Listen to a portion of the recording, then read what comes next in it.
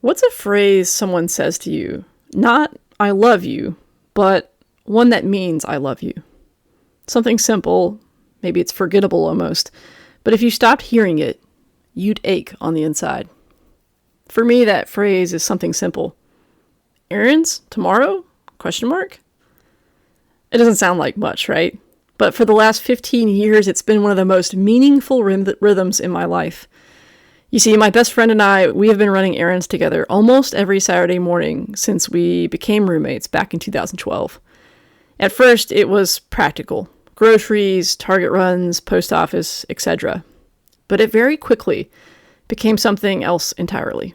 It became our thing. We'd go grab Chick-fil-A, eat, talk about our lives, pray for each other, and in our own way, try to solve the world's problems. You're welcome.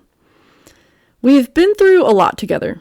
Roommates for 10 years, then she got married and started having kids, the pandemic, job changes, life, and still, almost every single Friday night, like clockwork, one of us sends the other a text message. Errands tomorrow? Question mark? And the answer is almost inevitably always yes, usually followed by some meme or GIF, because that's what friends do. However, I remember when she got engaged, and I thought, well, that's it. Errands are over. But a few weeks before the wedding, she and her fiancé sat me down and said, we need to talk to you about Saturdays. And my stomach dropped. But her fiancé, her now husband, got it. He understood that Saturday mornings for us weren't just for ticking things off the to-do list, although it's a great byproduct. Those Saturday mornings were sacred. They were life-giving. They were us. And so the tradition continued. It continued through pregnancies, through diaper bags in the back seat, through strollers in the Target aisles. And those errands became more than quality time. They became history, a kind of quiet archive of shared life. Now, I know what you might be thinking. It's just errands. But it's not. Not really.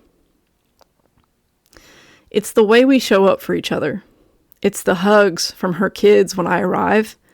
The mini dance party we have in her foyer as my walk-up song of the day blares from my phone.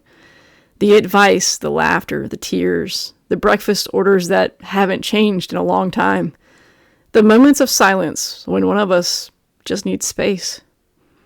You see, we don't say I love you to each other very often, but Errands Tomorrow, it kind of feels like our version of I love you. And here's the part I didn't expect. A few weeks ago, I had this thought. What if one day that text doesn't come? Not because we forgot, not because one of us has moved to another city, but because life has changed. Because one of us will pass on before the other, and I won't know the last time that Errands Tomorrow will be sent for the last time. That's the thing about routines. You never know which one is the last one until it's already behind you. And when that happens, and eventually it will, it won't be the grand memories I miss the most. It'll be that small, quiet question on Friday night that meant the world to me.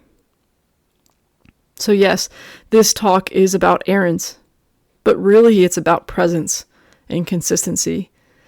It's about how love shows up often, not in the fireworks, but in the calendars, in the group text, in gas station snacks, in familiar playlist, and standing with someone while they decide what toothpaste to try next. I think we over-romanticize relationships sometimes. We look for big gestures. But what if the truest kind of love is in consistency, in the comfort of the mundane, in the weekly Target run? So here's what I hope you walk away with. Pay attention to the little phrases and life routines, the ones that come every week without fanfare, because they might just be someone else's way of saying, I love you, I see you, and I want to be in your life, even just to buy toilet paper. For me, that phrase is Errands Tomorrow. And I hope I get to send and receive that text for so many more years. But if not, I'll be thankful for every Saturday I ever had, every hash brown, every dance party, every unremarkable moment that somehow has become sacred.